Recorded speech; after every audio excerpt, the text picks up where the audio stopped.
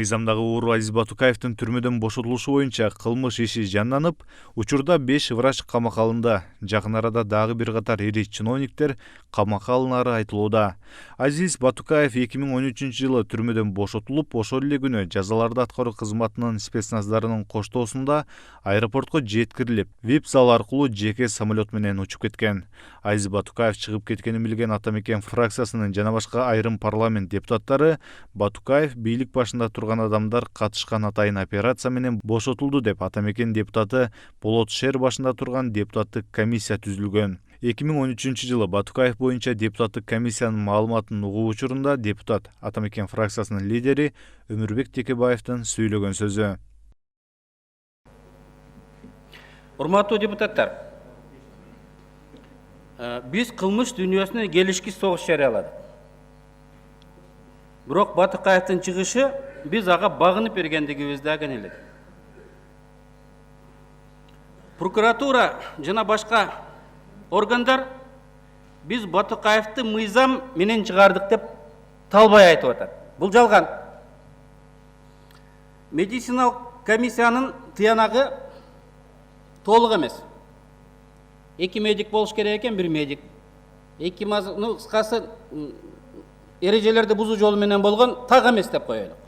Мейли Батукаев чын эле рак оорусу менен ооруп калсын. Бирок ал күнөөсүн мойнуна алып, мен оңдолдум деп тооба кылган жок. Ал кыргыз мамлекетинин идеологиясына каршымын, мен мыйзамга каршымын. Мен кылмышкерлердин атасымын деп өзүнүн кылмышын ал андан ары уланта берди. Аны судья Ерматов өзүнүн токтомунда көргөзүп жатат. Өтө катуу ооруп калган адамдардын баарын судья чыгарып жиберсин деп мыйзамда жазылган эмес. Өтө катуу ооруган адамдарды ал өзү ким, кандай кылмыш кылган жана башка жагдайларды эске алып, судья Ерматов судья чыгарышы мүмкүн деп турат. Жана башка жагдайларга эмне кирет? Ким дегенди айтты, ал кылмышкер. Анын жасаган иши өтө оор. Адамдарды өлтүрүп, тынымсыз түрмөдө бунттарды чыгарып кылмыш кылып келген. Мыйзамсыз апшака акча жыйнап, кылмышкерлерди тукуруп келген адам. Башка жагдайлар. Ал түрмөнүн оңдолоюн деп тооба кылдыбы? Түрмөдө эрежелерди сактадыбы дейт. Мына Болот Шер бардыңыздарга сүрөт таратып берди. Могул жерден жакшы көрүнбөдү. Ал камерада чучук, виски, абдан чоң дасторконду 25 мартта жайып, конок кылып олтурганын көрдүк.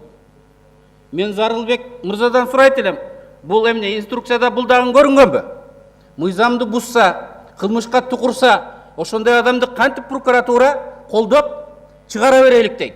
Анткени президент кылмыштуулукка жарыяланган саясатты ишке ашыра турган генералдык прокуратурада. Мына Айтмамбетов жок экен, бирок анын видеосу бар. Ал чакырып айткан, өлөсүн бербегин деген Жуматаевка. Жуматаев Макматалиев 2 күнгө барып, баргын деп ошол жерде көзөмөлдөп турган. Көзөмөлдөп турган ошол жерде. Анан мен түшүнбөйм. Мыйзам түрүндө деп ошол жагдайлардын баарын эске албастан туруп, соттагын прокуратурада чыгарып жиберип, Зарылбек Ырсалиевдин баары мыйзамдуу деп турат. Мыйзамда бузулган, эң негизгиси мыйзамдын маңызы бузулган. Зарылбек Ырсалиев айтат, биз түрмөдөн чыгаргандан кийин жолдон бирөө өлтүрүп кетпесин деп кам көрдүм дейт. Өлтүрсө өлтүрүп кетсин.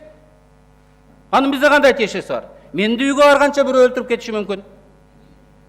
Түрмөдө өлүп калбасын деп чыгардык дейт. Аны түрмөдө колубуздан келишинче дарыяланыш керек. Өлсө, айырда жок, Кудай алып кетти. Эмне биз өлбөй атабызбы? Аны өлбөсүн деп биз каяктан кепил алдык? Тооба кылбаса, мамлекетти тааныбаса, мыйзамды тейлейм деп ошол жерден жылынып жарыялап турса, мыйзамда аны өлө турган адамды чыгар деген эч нерсе жок. Анан ошондуктан мыйзамдын маңызын бурмалаганга, генералдык прокуратурага дагы, сотко дагы биз эч уруксат бербешибиз керек. Тиешелүү адамдар жазасын алыш керек. Анан бул жерден келип алып, баарыбыз ал мыйзамдуу түрдө туура чык, ал чыкпаш керек. Бүткүл дүйнөдө андай адамдар чыкпайт. Ооруп өлүп калат десе, өзү өлүп калат да. Маселе чечилет эле да. Мына айтып атат, мен дейт аны эмне үчүн чыгардым дейт Зарылбек Ырсалиев. Көлбаев экөө мушташып адамдар атышып кетет дедим дейт. А түрмөдө өлүп калса ошол маселе чечилет эле да. Эмне ал эркиндикке чыгып алып азыр Краснодарда эс алуу үйүндө дарыланып жатыптыр. Алтынбек Сулайманов туура айтты. Мына эми согуш эми башталат. Көлдө да, Ош Жалал Абад, Ошто дагы кыймылдар башталды. Мына силердин жасаган саясатыңыздар. Эми мына Касымалиев деген СИЗОнун начальниги комиссияда көрсөтмө берип атат. Батукаевдин иши тойгозду дейт. Кыйнашты дейт, бошотосун деп. Мен дейт ошон үчүн аралашпайын деп арыз жазып 30К кеттим дейт. 30К эмес, керек болсо иштен бошотуп бергиле деп 4 апрелде арызымды да жазып бердим дейт. Замма да айттым дейт. Чатак деп. А замы больницага барып ооруп жатып алыптыр. Биз бербейбиз деп. Зарылбек Рысалиев ошондой обстановканы, алардын паника болуп качып атканын билбейт дейсиңерби? Убактыңыз бүттү. Билип туруп доверенность берип туруп сен бергин деп экинчисин жылдырып атат да. 18 январда Зарылбек Рысалиев айтып атат.